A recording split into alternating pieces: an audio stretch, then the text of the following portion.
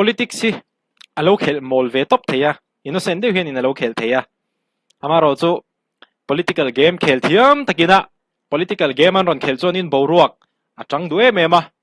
tin mi pui game an ron khel tel to phei chuan in sai thia in then loka kan tran na mema mi pui game an ron khel tel to phei chuan in boruak hi a hot le zola du ai hian in boruak hi a hot thin ani poni se ni min lama congress thalai ina thilanti ha kan react to ani kan chief minister Lalduhoma hi hemi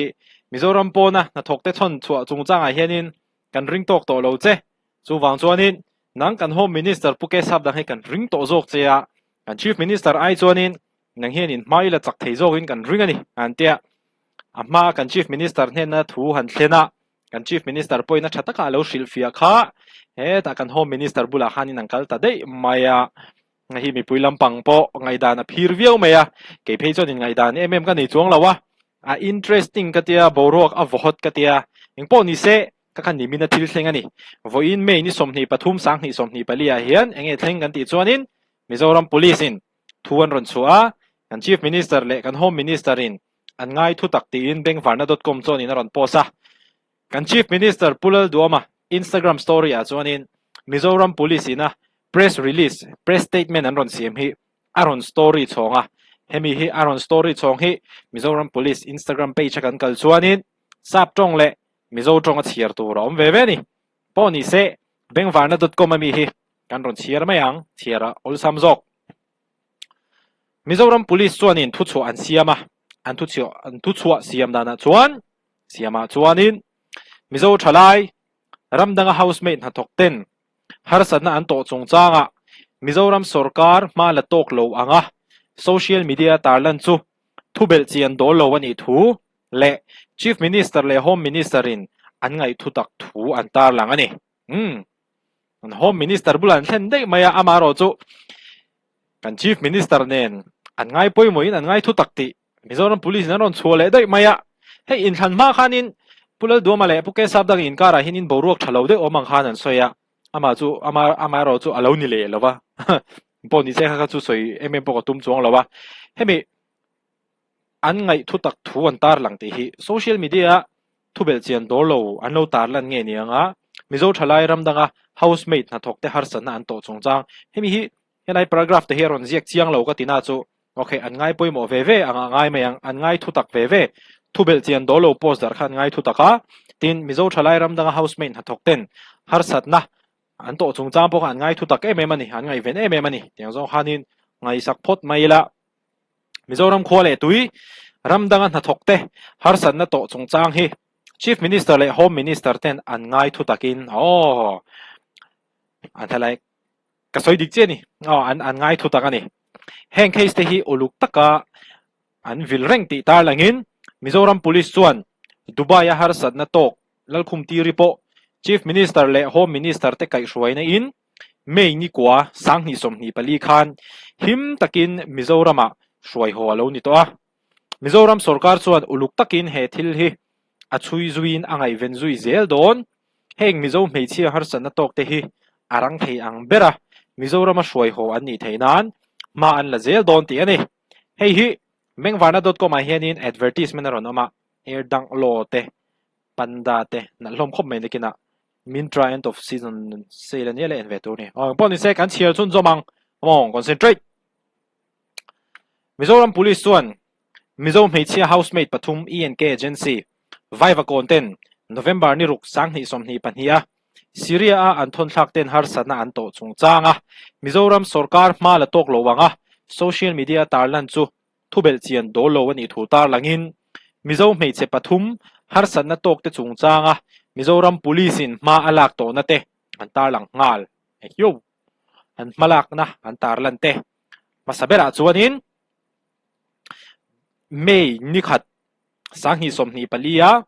Mizoram police press release atalan to angin Syria rama Mizo nula na thokten har san na an to awanga chan chua tur ani thu tarlan ani angin first secretary head of chancery Indian embassy Damascus Syria chu biak po ngalani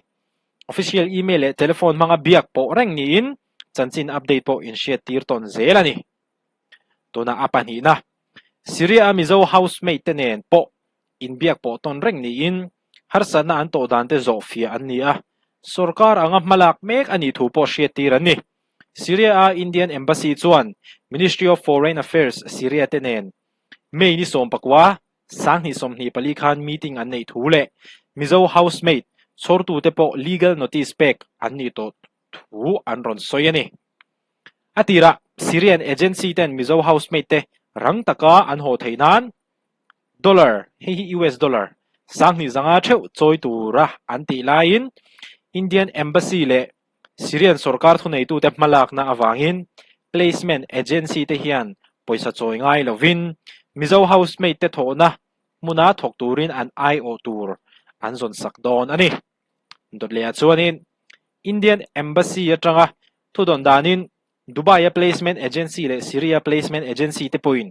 mizo housemate te thak tu tur an boi pui meka Syria ramdan anga thil ti trul angte ti felan hi nuwa exit visa pek an ni tur thu an soyani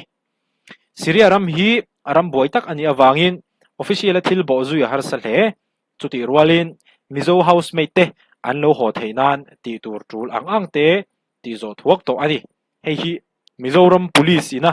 thuan ron chua ania hei hi mi puite khan ngai dan ron comment ula an thu chu ang hi an thu chu ang ani pota nakina eng emo site te site A site B site C khatin te pokha ron omle thaya hang te kha ala omani chuanin ti hianin kan lo chiar chho zelanga in hriat turin khatil din hmun ania tin hei hi ka react cha ka mi in hnuaya minister te a thalaki fia thake ko khop maya pusila soiwanga ni ZPM kai shruaya cabinet minister ni mek pusila soiwanga benhem veng thang chuan mi in alua minister ani nuwa sarkar bangla a omri hei sial ka ti khop maya term masa po khanin MLA khani thatin ka ria MLA tumni thlan tin ani do term masa ni lo me thei chu ka hriang chi lo ani mai thei ning po ni se ai term masa MLA ni to MLA ni lai po khanin mi in alua tuda minister ania sarkar bangla omri pusila soiwang hi village council local council AMC councilor a tumni executive councilor le deputy mayor na te huneng ama chena chel ti chuanin themi ba ka henin MLA a tumni thlan din ani to bokani hi mi tam tak tan zonin hosak puina thamte potling to mai theini kumsang ni somni pathum MLA in thlan kha tumni MLA ata na thlan tlin ani na niin cabinet minister ata na ruatani MLA term ni na mang meka mi in hnuai ala lua minister ani wangin sarkar bangla omria tin MLA ni ma po henin engeng moni te po hi chan vote po lo chel to a kumsang ni sompret khan AMC councilor ani lain MLA ta da thantin ani wangin councilor ni na aban san May ni somni pani sang ni somni palia abial chung aizol south one chunga zirlai ti thate lompuina hun amhan na pusila soiwunga chuan engkong po zoila kanun lai puya rinom na kan nei hi poimo hle nia hemi kanun lai puya rinom na kan nei hi poimo hle ti ka chiar ma a chanchin ka chiar nen kha chuanin ama hi in me ka tia khatiang zat mo phurna kha lo chel to chanwo kha lo nei to ni na lo nei to a mele term ni na tuna phe chuan minister ania hosak puina tham chu to ni tero ama ro chu mi in hnuai la om te tani rinom na kan nei hi poimo hle a voina hlotlin na changkan lom pui mek te po hian nakin loka chuan in hlotlin na zone thewa thlem na sang in la tok nei in karing chu huna te chuan rin omna vong nung tlat tur le nun thiang lima rin omna vong nung tlat tur le thiang le nun thiang lim lo le atlaran zonga khosalova bidang te tan mal somna le enton tlak nia digna le rin omna nen kepen zel tur le vanram kan lu pui thei lo tur thilate in ham boy lo turin ka cha du cheu ani atiani a message pek chu va dang dai ve dro vanram kan lu pui thei lo tur thilate in ham boy lo turin ka cha du cheu ani a ti mi amaya men khop mai akong zowa mi puite du sakna awangin VC member MC councilor executive councilor deputy mayor baka MLA alo ni ve to thu soin pusilal soiwunga chuan voina minister hial kalo ni ve ta chuti lain mi in hnuai lo a khosain in le lo po kala nei lo ani dam chung ro puina ringot ngai to in sum thiang hlim lo laka te in veng lo wi la chuan o in le ro pui tak le liu thei changkang tak tak te po ka nei mai thei ai cha an nei thei to ka ring tin chung zong zong ai chuanin pathian awangin rin omna a thlan jok thua soini pusila soiwunga hi an loina Bethlehem veng lai Presbyterian ko shan upa ni chuanom ro wa tro minister MLA term ni minister ani mi in hnuai la lua mi ba ka po hian eng tingelo ni to kha angai na omlo VC member MC councillor executive councillor deputy mayor MLA term kha tuna minister ni mek adu chuani la adu chuan ho sa ve thei to viawang amaro chu vanram alu pui